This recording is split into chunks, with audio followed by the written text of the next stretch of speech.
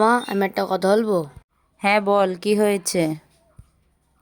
ওই যে তুমি একদিন লেবু পাতা দিয়ে মুরগির ছাল রান্না করেছিলে, হ্যাঁ, তো কি হয়েছে? করেছিলাম তো।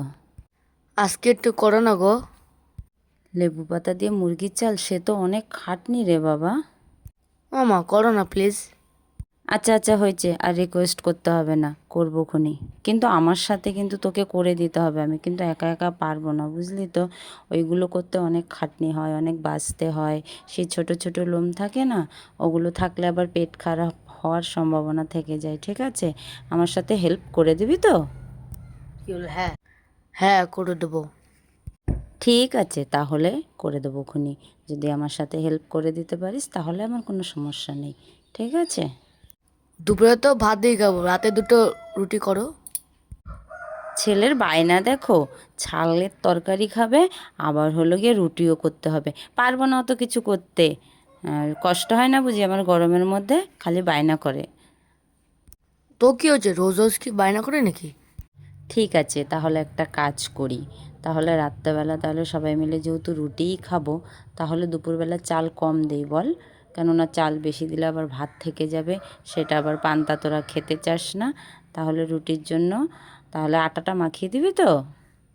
আচ্ছা ঠিক আছে, মাখিয়ে দেবো, ওটা তো কোনো ব্যাপার না।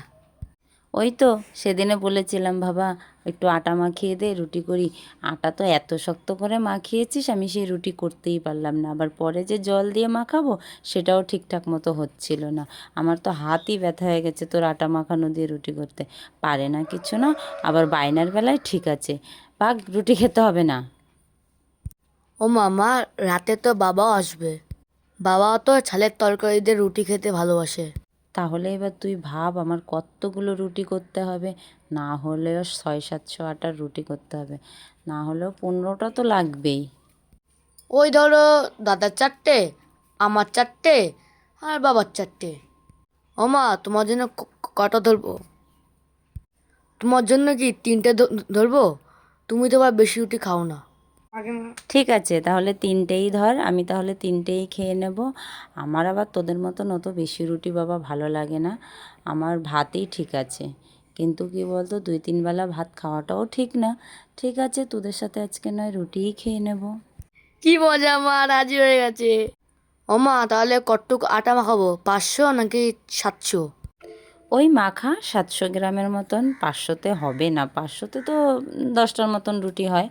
মোটামুটি 700 মতো মাখালে হয়ে যাবে বল। ঠিক আছে, তাহলে টাটা।